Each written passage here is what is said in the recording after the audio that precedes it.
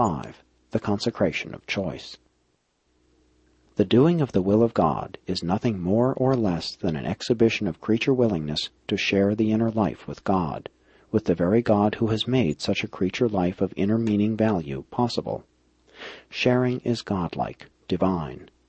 God shares all with the Eternal Son and the Infinite Spirit, while they, in turn, share all things with the divine sons and spirit daughters of the universes. The imitation of God is the key to perfection. The doing of His will is the secret of survival and of perfection in survival. Mortals live in God, and so God has willed to live in mortals. As men trust themselves to Him, so has He, and first, trusted a part of Himself to be with men, has consented to live in men, and to indwell men subject to the human will.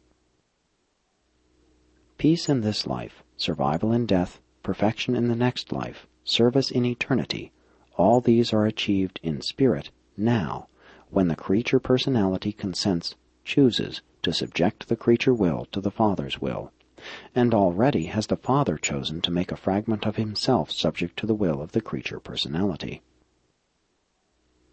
Such a creature choice is not a surrender of will, it is a consecration of will, an expansion of will, a glorification of will, a perfecting of will, and such choosing raises the creature will from the level of temporal significance to that higher estate wherein the personality of the creature Son communes with the personality of the Spirit Father. This choosing of the Father's will is the spiritual finding of the Spirit Father by mortal man, even though an age must pass before the creature Son may actually stand in the factual presence of God on paradise.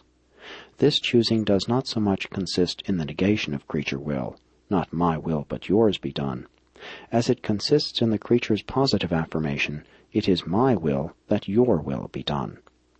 And if this choice is made, sooner or later will the God-choosing Son find inner union, fusion, with the indwelling God fragment, while this same perfecting Son will find supreme personality satisfaction in the worship communion of the personality of man and the personality of his Maker, two personalities whose creative attributes have eternally joined in self-willed mutuality of expression, the birth of another eternal partnership of the will of man and the will of God.